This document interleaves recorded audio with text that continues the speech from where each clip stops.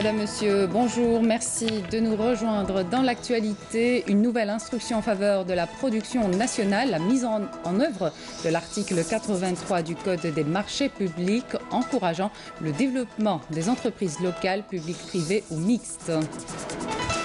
Le Conseil de sécurité se réunit aujourd'hui pour discuter du génocide qui se déroule en Birmanie et qui a conduit plus de 300 000 musulmans de la minorité Rohingya à fuir vers le Bangladesh.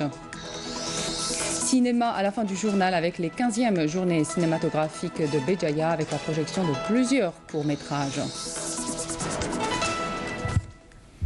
Bienvenue à tous. Le Premier ministre Ahmed Ould Yahya a tenu hier à Alger une réunion avec les chefs des partis de la majorité parlementaire au cours de laquelle le plan d'action du gouvernement qui sera exposé devant les députés de l'Assemblée populaire nationale dimanche prochain a été abordé. La réunion s'est déroulée au palais du gouvernement en présence des responsables des partis du Front de libération nationale, le Rassemblement national démocratique, Tajamou' Amal el-Jazair et du mouvement populaire algérien ainsi que des présidents des groupes parlementaires issus de ces quatre partis. Il a été procédé au cours de cette réunion à l'examen des grands axes du plan d'action du gouvernement pour la mise en œuvre du programme du président de la République ainsi que du projet de loi relatif à la monnaie et au crédit.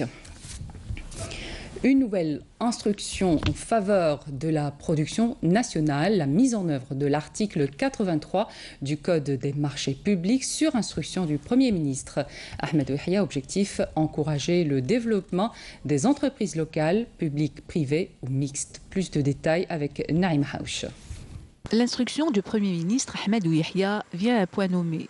Le but est de booster la production nationale en accordant des avantages aux entreprises publiques ou privées. Une augmentation de 25% est ainsi préconisée au profit de ces entreprises dans le cadre des marchés publics, selon l'article 83 du Code du marché.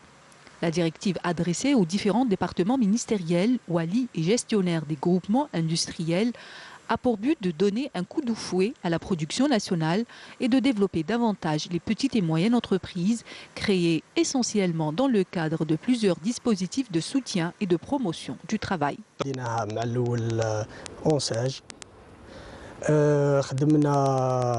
لي طرافو تاعنا مع البارتيكولي مع الاول كريناها لا سوسيتي 2011 On a créé notre entreprise dans le cadre de l'ANSEJ en 2011 et nous avons réellement commencé le travail qu'en 2014.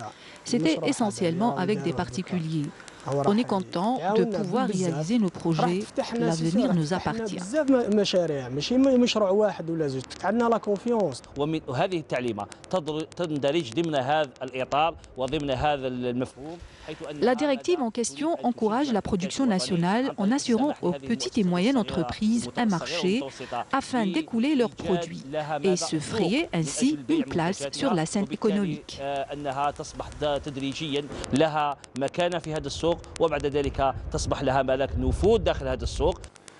Selon les experts, le cahier des charges qui se base sur le Code des marchés publics doit aussi répondre à la nouvelle directive. الاتفاقات العمومية يؤكد على دفتر الشروط ودفتر الشروط هنا نجد أن هناك الجانب التقني فيه والجانب المالي. Il existe dans le cahier des charges des conditions techniques et financières et la plupart du temps, les PME ne remplissent pas les conditions techniques et donc elles ne peuvent pas concurrencer les grandes entreprises sur les plans national et international. Devant cette situation, nous souhaitons qu'il y ait d'autres directives qui expliqueraient comment concrétiser cela sur le terrain. العمل بهذه المادة وكيفية تطبيقها في الواقع الاقتصادي والواقع القانوني. Créer une assise économique fiable et pérenne est le véritable but de cette politique qui ambitionne à dynamiser tous les secteurs.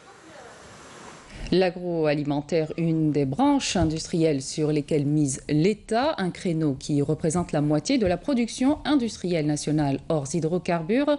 Pour renforcer davantage cette production, un pôle de compétitivité agroalimentaire a été lancé dans la Mitidja dans le cadre d'un jumelage institutionnel entre l'Algérie et l'Union européenne. Farah Hamadesh.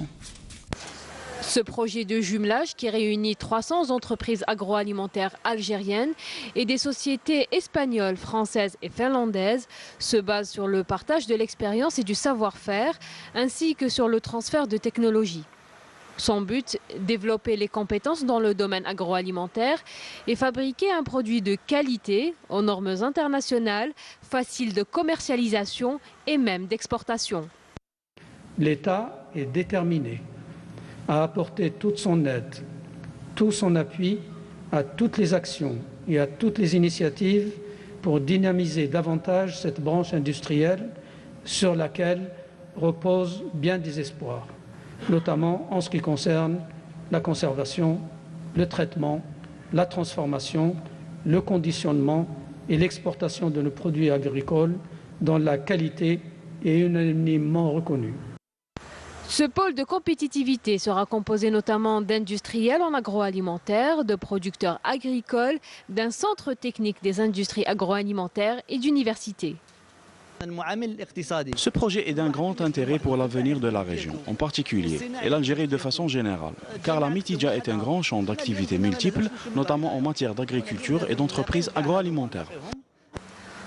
D'autres pôles de compétitivité seront créés à travers le territoire national et concerneront d'autres filières industrielles comme un pôle en mécanique et en électromécanique. Le ministre de l'Industrie et des Mines qui a rappelé aussi les atouts naturels de l'Algérie et ses ressources minières colossales. Il a annoncé une relance programmée de la prospection dans les matériaux précieux dont les indices sont prometteurs. Je vous propose d'écouter Youssef Yousfi.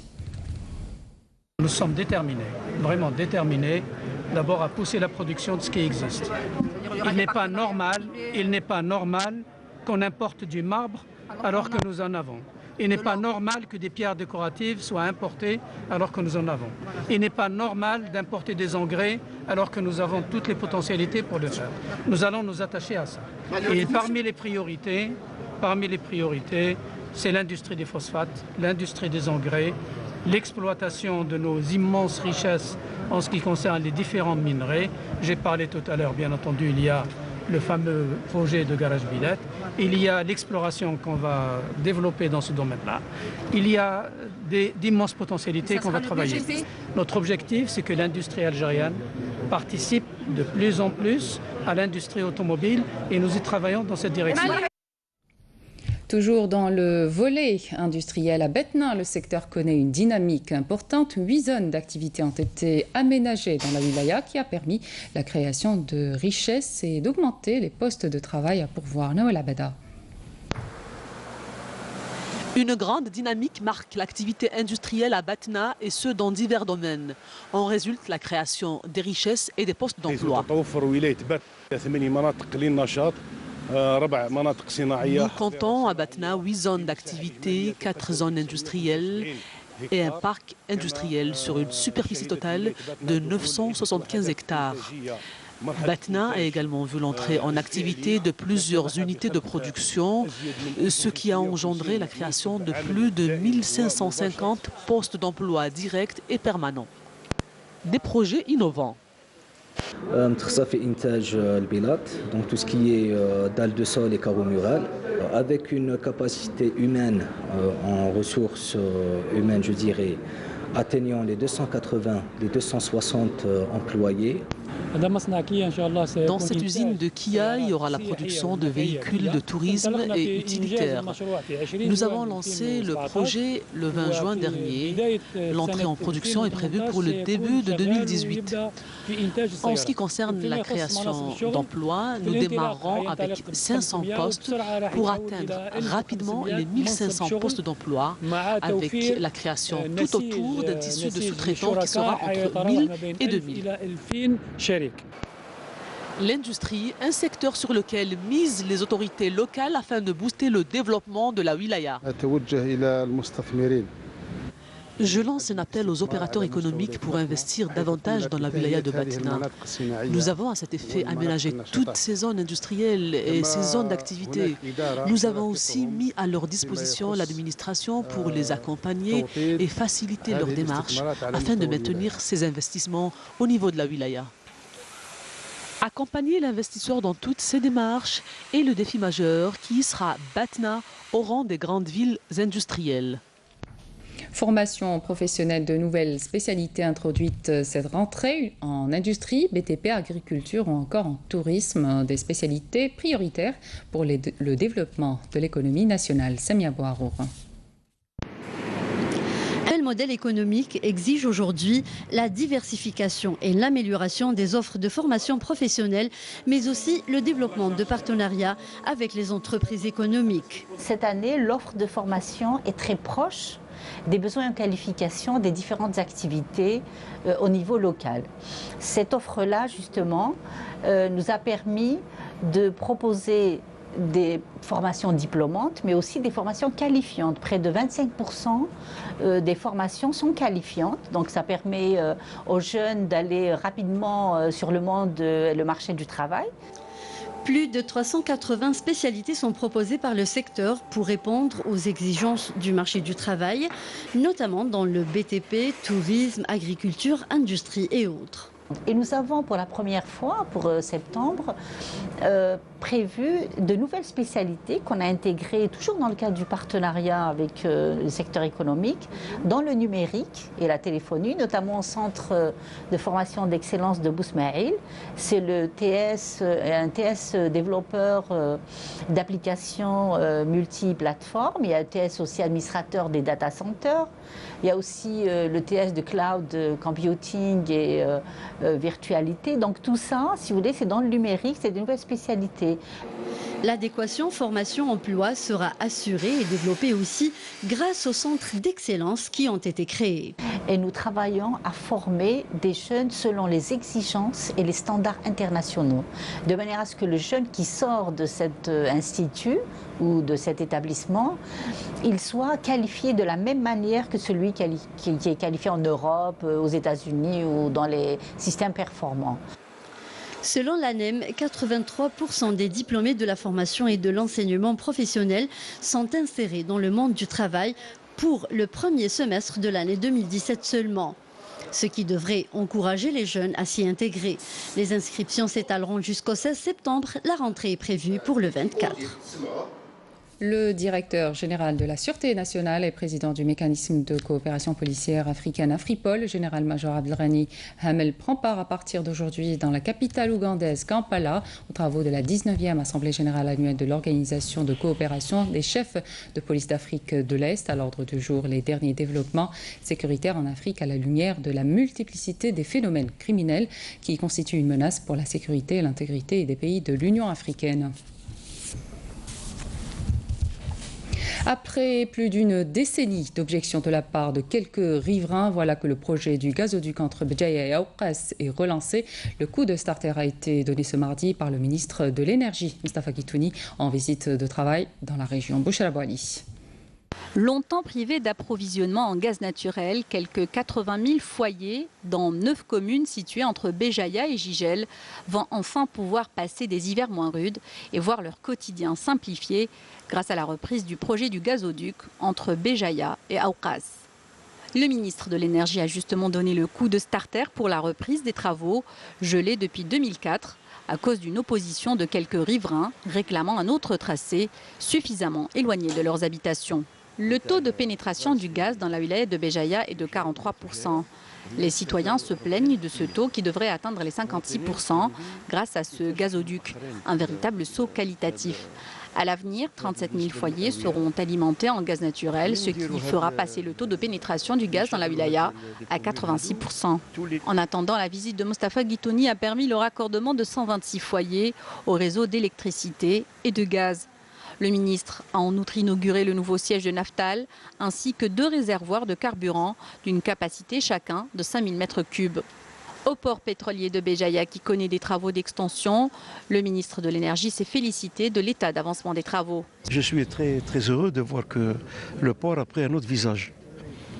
J'ai connu Béjaïa dans le temps, mais elle a changé. Donc, d'abord, il y a la capacité des bateaux qui embarquent ici, les méthaniers, les petits méthaniers, où est-ce qu'il est des petits méthaniers. Donc, la possibilité meilleure est mieux sécurisée. À l'issue de sa visite, le ministre de l'Énergie s'est dit confiant sur l'avenir énergétique dans la wilaya. À l'étranger, l'exode des Rohingyas se poursuit. Une minorité musulmane de Birmanie persécutée depuis des années par le pouvoir en place. Plus de 300 000 ont fui vers le Bangladesh voisin. Même si la communauté internationale a peu réagi à la situation, l'ONU évoque un nettoyage technique et réunit son Conseil de sécurité aujourd'hui. Sur ce dossier, un conseil pour lequel la dirigeante birmane Aung San Suu Kyi a annulé son déplacement. Abdelmajid Bankassi. Ils sont pourchassés par les autorités birmanes et à leur tête l'armée, comme si c'était des pestiférés. Ni les femmes sans défense, ni les vieillards, ni encore moins les enfants en pleurs ne sont épargnés par les violences au quotidien exercées par les militaires. On leur colle des tas de raisons, à commencer par le fait qu'ils soient liés à l'État islamique Daesh. Pourtant, rien de tout cela n'est vérifié. Leur seul tort est le fait d'être de confession musulmane. Et c'est un véritable nettoyage ethnique auquel sont soumis depuis des années les Rohingyas, la minorité musulmane de Birmanie. Un génocide qui ne dit pas son nom au vu et au su de la communauté internationale tout entière. Un drame humanitaire à ciel ouvert contre cette population qui avoisine un total d'environ 1 million de personnes. Traités comme des étrangers dans leur propre pays, la Birmanie est un pays à plus de 90% bouddhiste. Les Rohingyas sont considérés comme apatrides, même s'ils vivent dans le pays depuis des générations. Ils sont victimes de toutes sortes de discriminations, travail forcé, extorsion, restriction à la liberté de mouvement, règles de mariage injustes et confiscation des terres. Mais pour le chef de l'armée birmane, les Rohingyas ne font pas partie de l'histoire du pays. Quant à la chef de la diplomatie birmane, San Suu Kyi, ancienne prix Nobel de la paix, qui il y a juste quelques années se battait contre la junte militaire birmane et représentait aux yeux du monde le chantre et le symbole de la lutte pour la démocratie et pour le respect des droits de l'homme. Aujourd'hui, elle a changé de fusil d'épaule. Elle ne se soucie guère du devenir des populations musulmanes. Elle a maintenu dans son dernier communiqué lundi soir son soutien à l'armée, qu'il a longtemps pourchassée. La prix Nobel de la paix est très critiquée sur la scène internationale pour sa retenue et sa froideur sur ce sujet, mais reste fortement soutenue dans son propre pays. Devant la féroce chasse à l'homme, environ 370 000 Rohingyas ont trouvé refuge au Bangladesh pour fuir les violences dans l'ouest de la Birmanie. Depuis fin août, ont indiqué mardi les Nations Unies. Le flux des Rohingyas fuyant à pied dans la boue et la pluie semble se ralentir ces derniers jours, après un pic la semaine dernière. Mais le Bangladesh fait face à une crise humanitaire, les camps étant surpeuplés. Le Conseil de sécurité de l'ONU se réunira demain mercredi pour discuter des violences en Birmanie.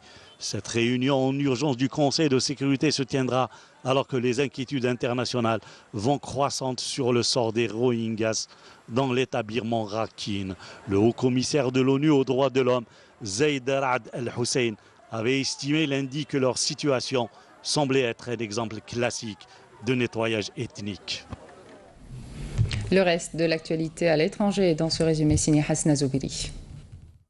Suivi de la situation en Syrie avec l'avancée de l'armée syrienne à Deir Zour et ses offensives contre les terroristes de Daesh, on note aussi la poursuite de 2 offensives distinctes, l'une menée par les forces du gouvernement syrien soutenues par l'aviation russe, l'autre par une alliance arabo-kurde appuyée par Washington dans la province de Deir Zour pour chasser les terroristes du groupe autoproclamé État islamique. Le bilan s'est alourdi mardi en Floride après le passage dévastateur de l'ouragan Irma qui a fait 12 morts dans cet État américain et ravagé plusieurs îles des Caraïbes. Il faut savoir qu'Irma a fait des dégâts considérables dans l'archipel des Keys, frappé par des vents soufflants à plus de 215 km/h, avec 85% des habitations totalement ou partiellement détruites. La Corée du Nord a promis aujourd'hui de donner un coup d'accélérateur à ses programmes militaires interdits en réponse aux sanctions imposées par le Conseil de sécurité de l'ONU après son 6e essai nucléaire le plus puissant à ce jour. D'après les experts du site spécialisé 38 North, l'énergie dégagée était d'environ 250 kilotonnes, soit 16 fois la puissance de la bombe qui a rasé Hiroshima en 1945. Les 15e journées cinématographiques de Béjaïa se poursuivent. Le public de la Cinémathèque de Béjaïa a découvert les courts-métrages de Anis Jad et Rim Laraj ainsi que la Libanaise Sarah Hatem. Amir Nebesh.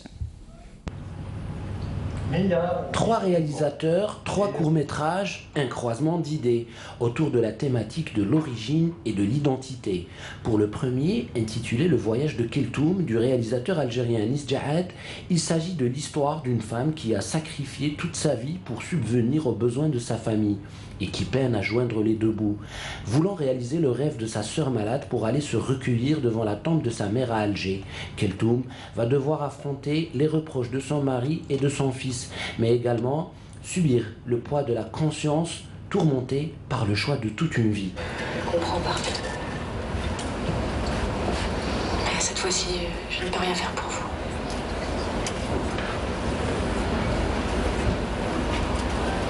De l'autre côté du miroir est le court-métrage de l'Algérienne Rim Larej, qui a choisi la poésie de l'image et celle de la musique pour exorciser le mal d'une femme abandonnée par son père, ce dernier brillamment interprété par le comédien Ahmed Benaïssa. Moi j'étais très surprise aussi, comme vous, de voir que c'était une thématique quand même qui était souvent là dans les films cette année. Et j'ai envie de dire que c'est très important de la soulever parce qu'il est aussi temps de parler de certaines choses qu'on a terrées, qu'on a tues, peut-être par pudeur aussi pendant des années.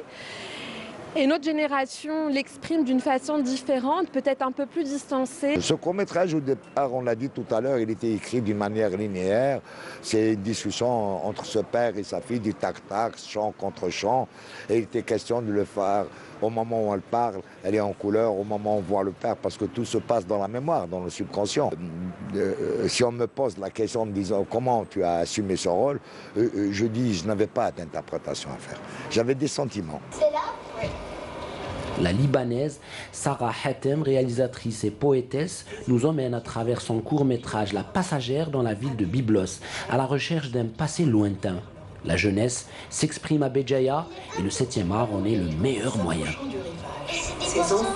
C'est la fin de cette édition. Merci de votre attention. Tout de suite, les prévisions météo avec Amel Laribi. Ce soir, retrouvez Zohair Benzimrad à 19h. Je vous donne rendez-vous demain à midi.